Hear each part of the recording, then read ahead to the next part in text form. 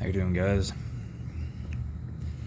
Mind me, I'm getting over being pretty badly sick because I suffered some smoke inhalation from a lithium battery. And if anybody knows anything about lithium batteries involving when they become volatile, you definitely shouldn't be around them. But my lungs are healing, hopefully. I've been doing a lot better than I have after a couple of visits to the hospital. So right now I'm just kind of healing and biding my time and seeing what I have to live with. I'm just very fortunate it wasn't worse, and my stupid ass knows what to do next time.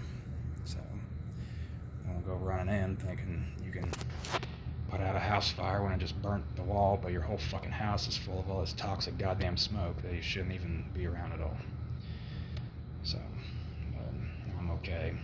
I'm alive. So burn a small hole in the wall, but I'm not going to talk about that. What I'm going to talk about is arm wrestling. I'm going to talk about East versus West 13. I'm going to talk about the pivotal match of Artyom Morozov versus Vitaly Laletin. So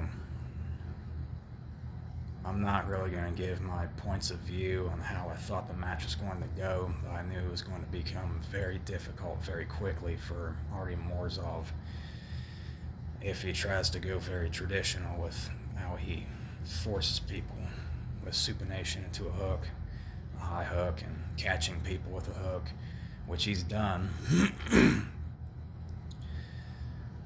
I'm just going to give some input on this based around kind of like what I've seen people argue about online, more argument bullshit of arm wrestling online. There's people saying he made a really horrible mistake trying to force Vitaly Laletin into a hook. I guess I'm slightly inclined to agree. And then there's other people saying, well, there's other people that have hooked mostly, people who fight with top rolls. Alazan hooked Hermes. I mean, there's a lot, John Brzezinski's hooked people with very strong back pressure, top roll, go right through somebody's hand, like however you pronounce his name, the Taurus back in days. That guy was a fucking terrifying arm wrestler with his ability to go right through somebody's hand. And John Brzezinski slowed him down, forced him in, would either win without his wrist or would supinate him because he would hold him. But what I'm going to say is to the people who are saying that it was possible for Artyom Morozov to hook Vitaly Laletin the way he was approaching him and the way Vitaly Laletin was attacking him, it wasn't happening. And it wasn't happening based around a bad match between somebody who hooks and somebody who top rolls and a height difference.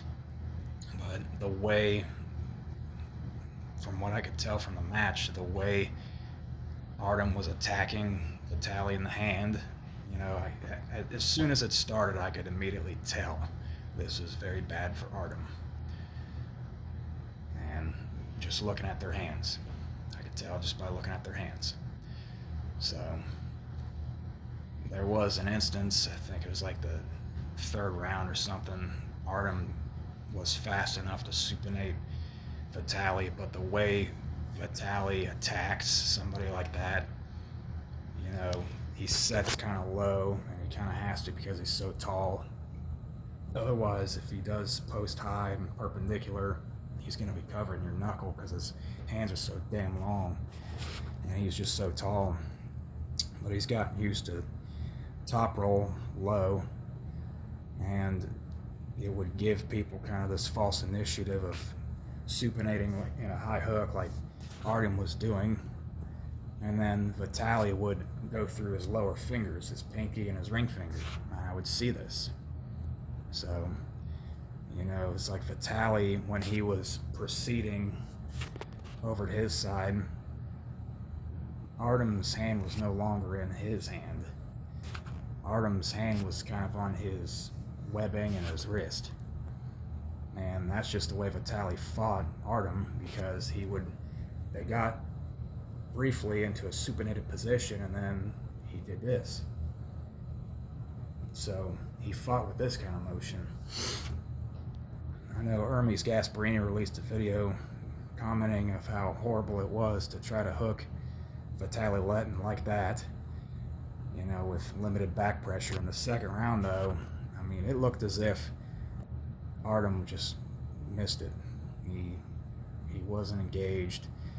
You know, he was trying to use back pressure, and it looked very dominant. If you say he was trying to hook, I would disagree personally, but I'm just going to say he was trying to use back pressure to stop Vitaly, but his hand was already at the pad.